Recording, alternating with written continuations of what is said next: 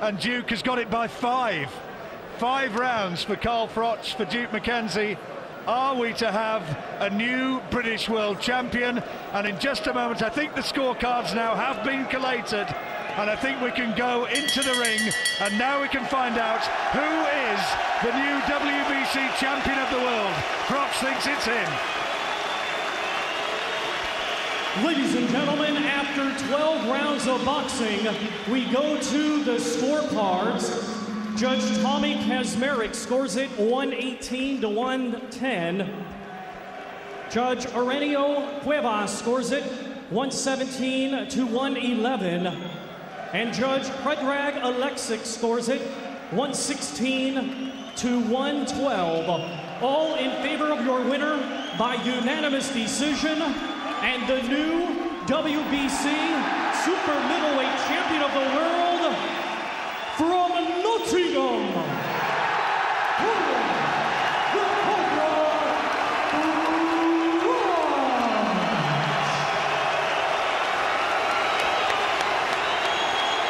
He has got it.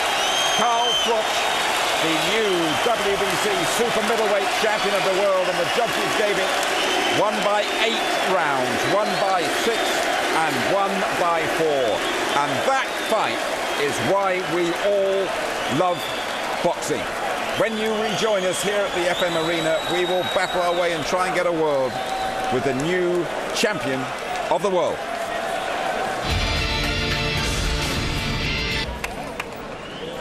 We have a new world boxing champion. His name is Carl Froch. He's the new WBC Super Middleweight champion after an unbelievable fight against Jean Pascal. That belt round your waist, Carl. You've dreamed of that since you were 9 years of age. This is unbelievable, the WBC champion. To be honest, when I turned professional, I never really had the WBC title in my sights. I wanted to take one goal at a time. First of all, the British, Commonwealth. I missed out on the European, the guy wouldn't fight me. And then obviously the WBC was my next goal. And to come here and win the WBC in front of these hometown fans in Nottingham, it's unbelievable, and I'm elated. How tough was your opponent tonight, Jean Pascal, the Canadian? You've got to give Jean Pascal every credit. He came here tonight undefeated, and he came and he had a go, and he was here to win. He wasn't here to lie down. I caught him with some really, really sweet, hard, accurate shots. I've hurt my hand on the top of his head. No problems. I know when it's broken, it's not broke. So there's no excuses for not finishing. This guy was world class, top quality opponent, and I did very well to outclass him, which I feel I did. It was a spellbinding fight for everybody watching on ITV1. Those first 3 rounds, I mean, almost shades of Hagler Hearns there. That's an honour for you to say that. But yeah, I did feel like I caught him early cold in the first round, and like the warrior I am and the finisher I am, I went in there and I just thought I better keep this cool because this kid's tough. I don't want to blow a gasket in round 1. So I kept my composure, used my experience, and just picked him off and won the first 2 or 3 rounds quite comfortably without going too mad. Your man here in your corner, Robert McCracken, was going absolutely crackers at you because you weren't boxing, but you were giving us all a fight that very few people will forget in a hurry. Rob wants me to box because he knows what boxing skills I've got. I can outbox anybody with my long jab. And Robert McCracken's come here tonight, and if I can just say something with the interview, I'd like to dedicate this fight to Christine McCracken. She passed away earlier this week, and it's very sad, and that's Robert's mother. So he's come here today, and I'd like to dedicate that fight to her. You've done that, and obviously, Robert, our condolences on that, but give us your assessment of what your man did for you tonight. Yeah, I mean, I think it's 7 months since Carl boxed. I think maybe a little bit too long, but Carl's a fantastic talent. We said it from day one. Everyone became believers after a couple of years, and that was the icing on the cake because that was a fantastic opponent in Jean Pascal. But Carl Froch is the best super middleweight in the world, and everybody knows it now, but we always knew it. And just a final one for you. The Trade Paper Boxing News said superstardom beckons now for Carl Froch. You won't disagree with that, will you? I won't disagree with that. I've got the best promoter in the world. I've got the best trainer in the world, Mick Hennessy, Robert McCracken. We've got a fantastic team, and we want to take over the world and bring unified belts back here to Nottingham in front of this fantastic crowd. Thanks very much to everyone for coming. World champion Carl Froch, Robert McCracken, thank you very much indeed. Well done. Thank you. OK, Barry McGuigan waiting there now. Barry, we have seen a few fights, you and me, at ringside, haven't we? And we were both out of our seats several times at that one. I mean, it was almost a macho battle. Yeah. You hit me, I'll hit you. Absolutely. I mean, we're going back to Ben Eubank. We're going back to some of Ben's tremendous defences. Collins, I'm telling you, that matches to any of them. That is one of the best performances I've seen in a British ring in a long, long time. That was two unbeaten fighters going toe-to-toe for 12 rounds, and Carl Froch, take your hat off to him, and Jean Pascal, hurt several times, came back, fought ferociously right to the last bell. That's what we want to see. People say that boxing is dying. Have a look at this fight. Not with fights like that. That is absolutely a breathtaking performance by both fighters. And I have to tell you, from the very word go, these guys got straight into it.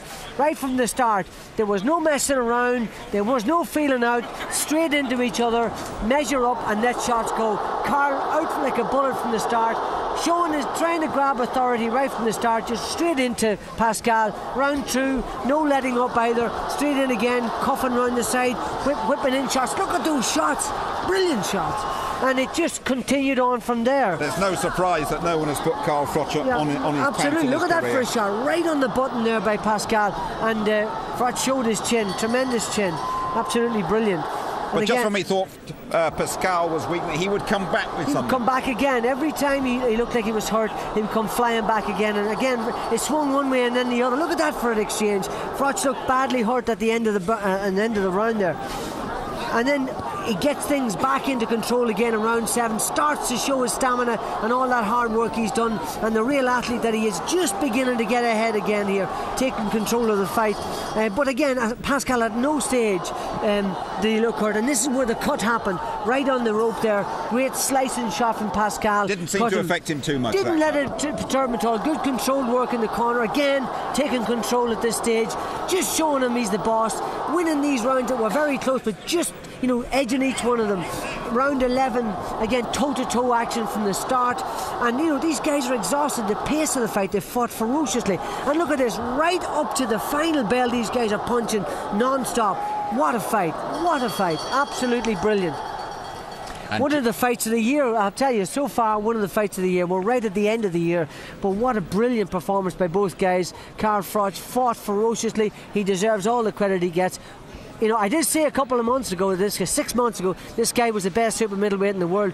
I don't deny it now. Just finally, Joe Calzaghe had some of his best years after the age of 30. Yeah. Do you think Carl Froch can do the same? Yeah, he's well preserved, no miles on the clock. He's only had, this is his 24th fight tonight, so there's lots ahead. Mikel Castro, Lucien Butte, big title fights, possibly Kelly Pavlik if he can re-establish himself at middleweight. The world is his oyster. Absolutely. Thank you very much indeed, Barry. Well, when you rejoin us, we'll hear from the fellow who lost his unbeaten record here tonight, but he fought an outstanding fight, the Canadian Jean Pascal.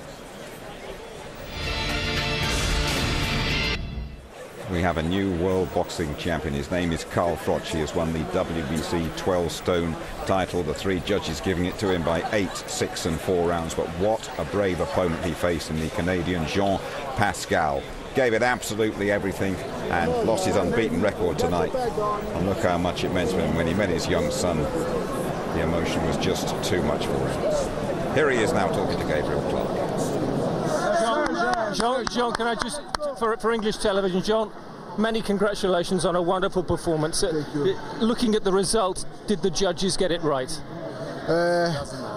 It's honestly, it doesn't matter. I thought that the fight was a little bit closer, but the best guy won tonight, and congratulations to Carl Froch. What did Carl say to you at the end there? He came over and said something to you after the fight. He said to me that to have great guys who came to England to fight him, and I'm proud of me. I think I did good, and I'm going to be better next time. Was there a moment when you felt you might have the fight won? Early on, you looked particularly strong. Yeah, early on, I was strong.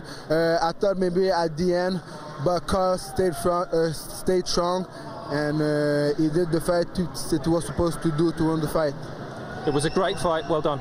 Thank you very much, sir. And thank you very much, sir, for that fight. The best man won. Certainly, very honest, very magnanimous.